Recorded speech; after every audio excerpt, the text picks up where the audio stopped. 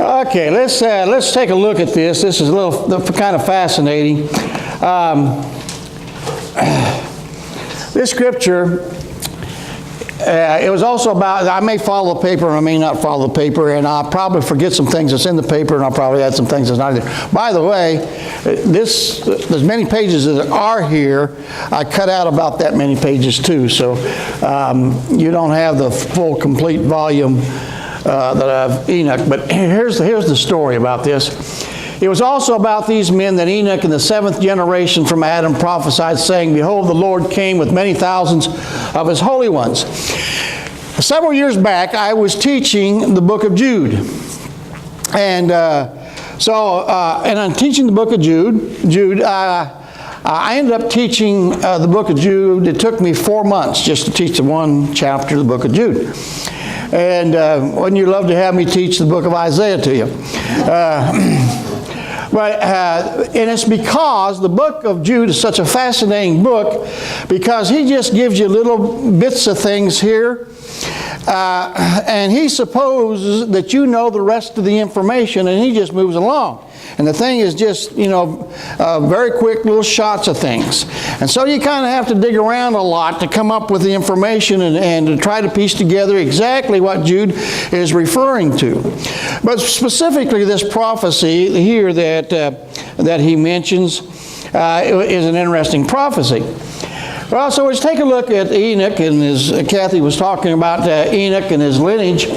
And one of the things he enumerates in that scripture, he wants us to make sure we know what Enoch he is talking about. And so he says the 7th from Adam. Well, count it down. Adam, Seth, Enos, Kenan, Mahalalel, Jared, and Enoch. And then, of course, Methuselah, Lamech, and then down to Noah. But you notice, of course, and you look at all those lines of length of years, that Enoch is the one that has the shortest amount. Of course, he gets the bonus of being the father of the man who lived the longest. So I guess that's some kind of support for him. But nevertheless, he wants us to make sure that we know what Enoch Jude is quoting, the 7th from Adam. So it was a special important to Jude to make sure that we knew what the prophecy was him. Going back to add another verse here, Jude 1, 14 and 15. And Enoch also, the 7th from Adam, prophesied to these, saying, "Behold, the Lord cometh with 10,000 of his saints to execute judgment upon all, and to convince all that are ungodly among them of all their ungodly deeds which they have ungodly committed, and of all their hard speeches which ungodly sinners have spoken against him." And so he goes on to give us the complete prophecy here of Enoch. So let's just go back and look at Enoch. How much information do we have about Enoch in the Bible? Well, it's kind of limited, really. We go back to Genesis 5:24, and Enoch walked with God, and he was not, for God took him. Now, we're just looking at Enoch. We're not going to answer all the little questions that arise out of some of this stuff as we go along here, because there are several tangents that we could go, and that would monopolize all of our time, and we could spend a weekend on. But in fact, here's the only 4 references we have to Enoch in the Bible. Genesis 5, where it tells us about the initial thing of Enoch in the genealogy. Luke 3, of course, is the genealogy that deals with Jesus, and so he's just mentioned in the genealogy, nothing except his name in the genealogy. Jude 1, 14 and 15, which we have looked at. And then the other was in Hebrews 11th chapter and the 5th verse, of course, when the faith chapter, and says this: "By faith Enoch was translated that he should not see death, and was not, because God had translated him. For before his translation he had this testimony, that he pleased God." So it's that's all the references we have to Enoch. So now we try to piece together why he was so influential to Jude that he would quote him. Well, what we find is some very when we begin to look at the book of Enoch, and you can get a book of Enoch to look at. Here's one of them. This is a little different translation. This is a standard English version. They have different versions or translations of Enoch, also just like they have different translations of the Bible. And so sit and read the book of Enoch, and as you read through the book of Enoch, you say, boy, all this stuff sounds familiar. And so we usually when we talk about Enoch, we're really talking about first Enoch. There are actually three. But one of the things that happens when we look at in the Bible makes references to a lot of books that are lost. Where are these things?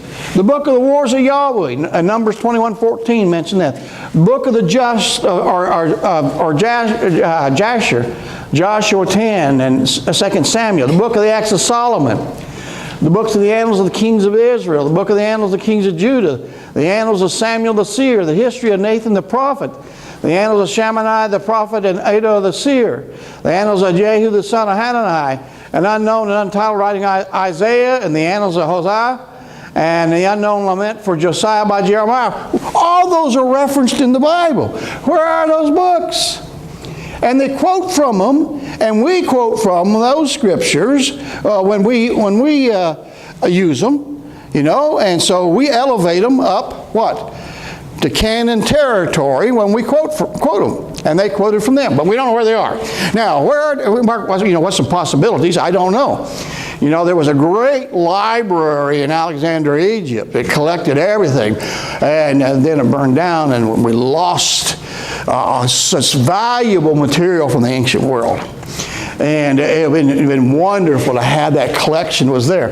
They also had a great library over in Pergamus, the second best library in the ancient world. In fact, when Alexander's library burned down, and they went over to Pergamus and stole all their stuff and brought it over there to use it. But in all this, whatever it was, all of these books were lost. And they would have been so interesting to read the rest of the material in these books, wouldn't it? But we don't have them. But the only book that is referenced that we do have a copy of is that of Enoch. And there are several copies and fragments of the book of Enoch. A lot of times they refer to it as the Ethiopian Enoch because of its location and its use. Also, we find it down in the Qumran and the Dead Sea Scrolls that they had fragments of the book of Enoch down there. And so there were portions that were scattered around the world that different people had looked at and had copies of, and it became a part of some of the canon of some groups. But again, the Ethiopian eunuch is usually what the first Enoch is talked about. Only first Enoch is usually referred to as the Ethiopian Enoch.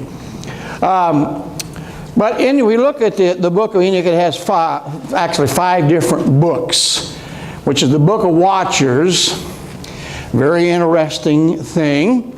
We do have a copy that dates from around the 3rd century BC.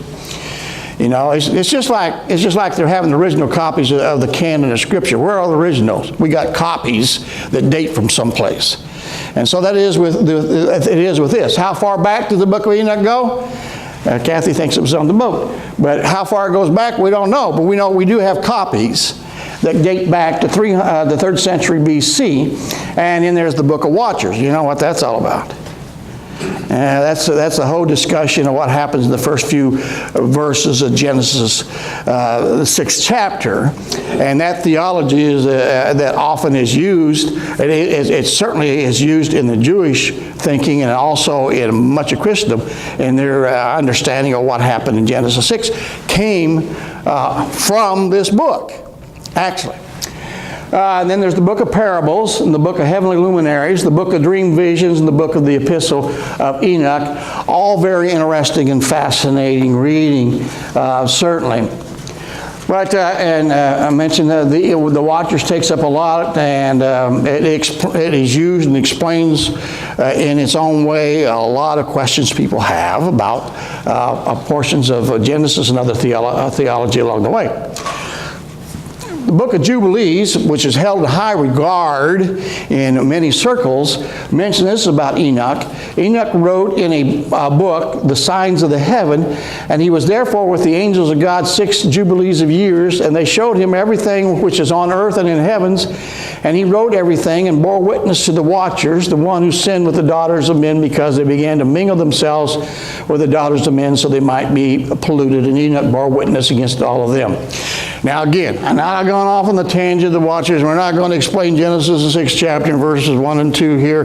But because again, we can go all sorts of different directions. But what I want to say is Enoch here, again, Enoch pops up in the things such as the Jubilee. So his name keeps reappearing in Scriptures, not only the canon that we have, but in other Jewish writings too. And so his influence was immense.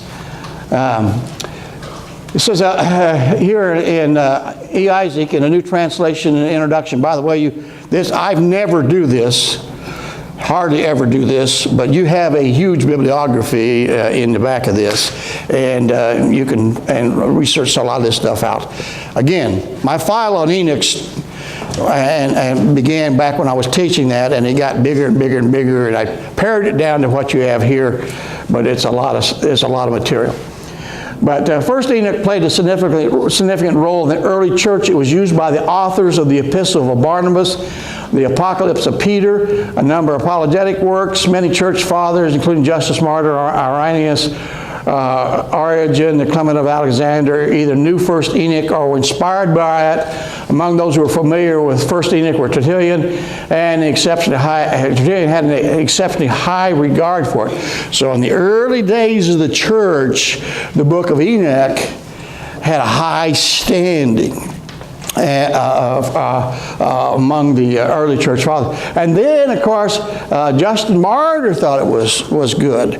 And he thought it was such a credible book that it ought to be included in the canon. But, of course, one of the people that didn't like it, and so his influence began to go. It was Augustine or Augustine, however you want to pronounce him. I was telling Kathy, when I went to Bible college, he was Augustine, and now today everybody calls him Augustine. But when I go to Florida, I always go to St. Augustine. I don't go to St. Augustine, you know. So you call him whatever you want to, but he influenced a lot of things in the early church, so along with Jerome also. Neither one of them liked Enoch. Of course, they didn't like a lot of other things too, but they didn't like the book of Enoch, and so therefore they were able to persuade a lot of people during the early years not to include it as a portion. First Enoch 62, and we just read a few verses here. One half portion of them shall glance at the other half. They shall be terrified and dejected, and pain shall seize them when they see that the Son of Man, isn't that interesting? The Son of Man, that's the title Jesus used most about himself. The Son of Man sitting on the throne of his glory. We find it in Daniel. We find it, and of course, Jesus referring to it. But here in the book of Enoch, he talks about it. But the Lord of the spirits himself will cause them to be frantic, so that they shall rush and depart from his presence. So he will deliver them to the angels of punishment in order that vengeance shall be executed on them, oppressors of his children and his elect ones. Now, a lot of that stuff sounds familiar, doesn't it? It sounds a lot like some stuff in the New Testament. The righteous and elected ones shall be saved on that day, and from thenceforth they shall never see the faces of the sinners and the oppressors. The Lord of the spirits will abide over them. They shall eat and rest and rise with that Son of Man forever and ever. The righteous and the elect ones shall rise from the earth and shall cease being of downcast face. They shall wear the garments of glory. Remember when this is written now. This is not written in the New Testament times, you know, but it was written centuries before. And you have this chart, it's chart A in there, and you could probably read it better. But if you'll compare passages in the New Testament with passages in the book of Enoch,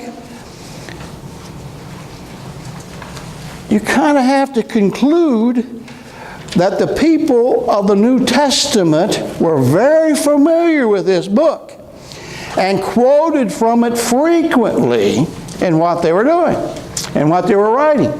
I mean, there's a whole list of this. We have some more in a minute here. we break it down. But that's chart A in the back if you're looking at. But over and over and over again, we see these references. If you compare them, they sound very familiar to us. And so apparently, the book of Enoch, even then, during the New Testament times, held great influence, and people were very familiar with this book. Back to Jude. It was also about these that Enoch the seventh and Adam prophesied, saying, Behold, the Lord comes with 10,000 of his holy ones to execute judgment on all and convict all the ungodly of their deeds, ungodliness that they have committed in such an ungodly way, and all the harsh things that ungodly sinners have spoken against him. You know, it sounds just like what we read from Enoch, doesn't it? Just like that. And so Jude, not only does he quote from that, but we'll find that Jude follows the pattern of the book of Enoch in the writing of his book. And that's in there in your discussion part of this. You'll find it show how that happens. And behold, he cometh with 10,000 of these holy ones to execute judgment upon all the earth. Here's First Enoch 1:9, and to destroy all the ungodly, and to convict all flesh of all the works of their ungodliness which they have ungodly committed, of all the hard things which ungodly sinners have spoken against him. He's just almost a freelance quote from the book of Enoch. Again, I show this framework. I got a little ahead of myself. But you see that he uses the same format that Enoch had, and he uses a lot of the same language throughout the book. We just quoted just the verses that he identified Enoch with, but he also pulls some other stuff out from Enoch also. And, see if... the clouds, the trees, the stars, the turbulent waters, all found in the book of Enoch, and they're also found in the book of Jude. And so he pulls heavily from the book of Enoch in his discussion. Verse Enoch 18, the angel said to me, This place is the ultimate end of heaven and earth. It is a prison house for the stars and powers of heaven. They are the ones which have transgressed the commandment of God.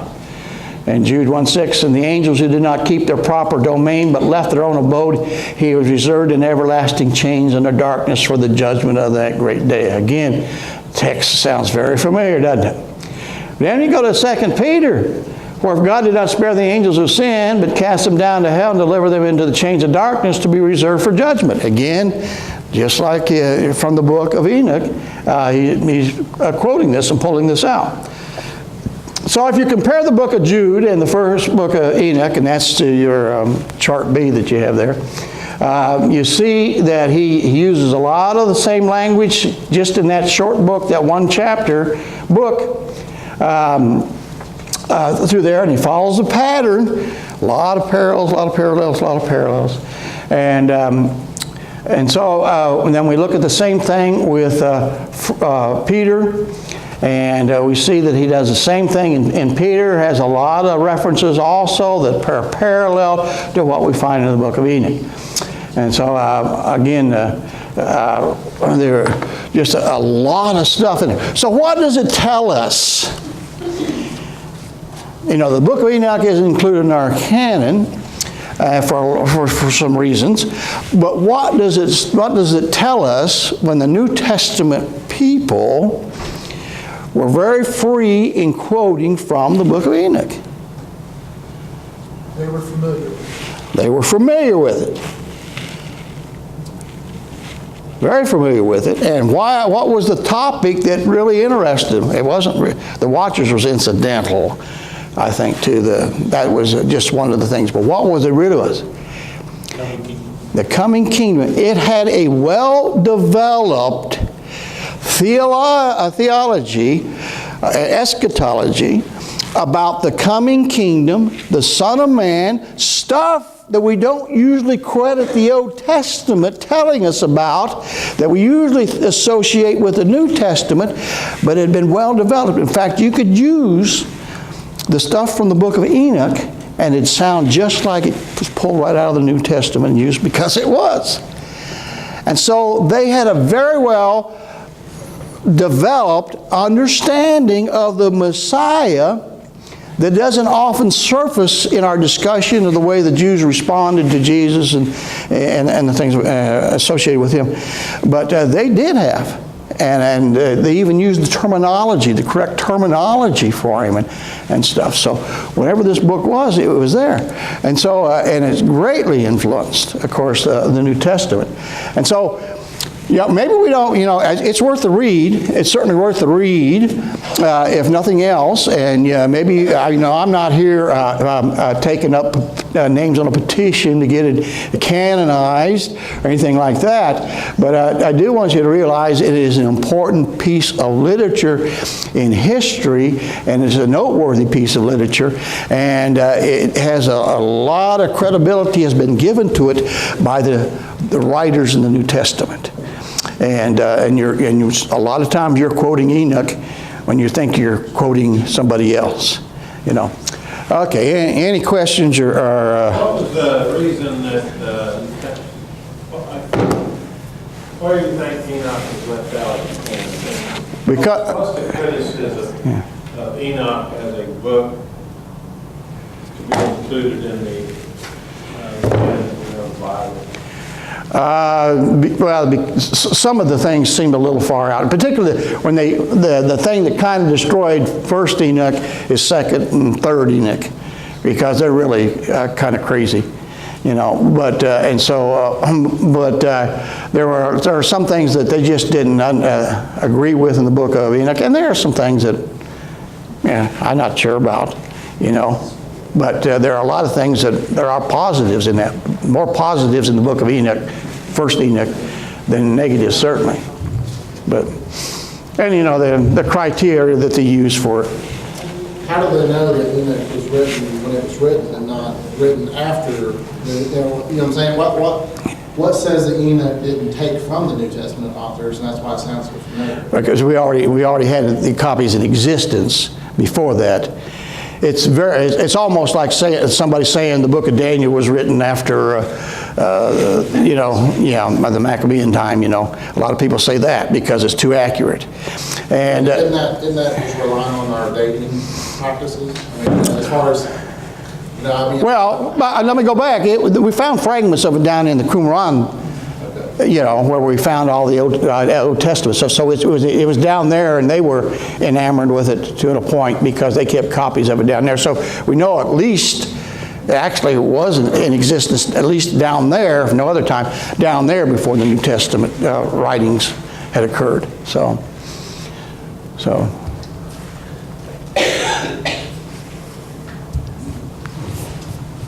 Glancing at your notes, I ran across it. There's a paragraph you have here that I find kind of interesting that I want to ask you, that I'd like to ask you. On page 10, near the bottom, you write about the point being made by Jude is the violation of the heavenly earthly divide of created flesh, the gross immorality of Sodom and Gomorrah, the pursuit of strange flesh that Jude speaks about in this context is not the traditional notion of homosexuality that most believers think of when they hear Sodom and Gomorrah. The sin of the men of Sodom was not that they were going after men, but they were going after angels. My question, to the best of my memory in the Genesis account, did the men even know that the visitors that Lot took in were angels in the first place? I guess the reason I'm asking that, because I understand your point here, and I think it's a valid point, but wouldn't they have had to have known that they were angels in the first place before this paragraph would effectively be true? You see what I'm saying? I see what you're saying. They certainly knew after the fact. Sure. Yeah. But by then it was too late. But Yeah. they didn't know before the fact. They didn't make any reference. Like I said, to the best of my knowledge, they didn't make any reference when they surrounded Lot's house and saying, "Hey, bring out those two angels because we want to quote unquote know them." They simply said, "Where are those two men?" Yeah. No, I mean. It's possible either way. Yeah, I'm not disagreeing with you. That's an interesting way to look at it. No, it's just it's not. It wouldn't be uncommon. I mean, they weren't. they were like if they were, for what I read in the Bible or what I've read, they were uncommonly beautiful. But Could have been, yes. And that's what I think. But They were foreigners. And I think a lot of times the emphasis on the homosexuality isn't really the point of that particular. It's still a crossing in areas where it shouldn't be, regardless of whether it's traditional or whether it's, because I think Brother Terry and I have had a little bit of conversation about the whole issue of, the heavenly, earthly crossing and so on. That's an interesting way of looking at it. Yeah. Thank you. Okay. No, I don't, yeah.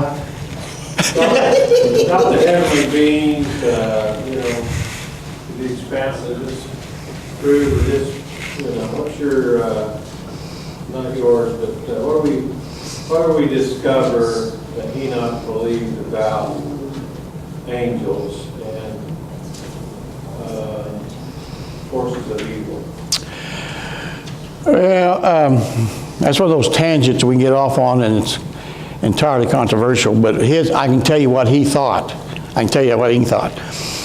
He thought that angels were real, and that some angels had fallen, and that they had a leader.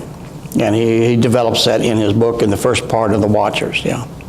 And that is, again, a lot of that material of the Watchers is material that not only the Jews believe, but of course, a lot of Christianity through the ages have believed.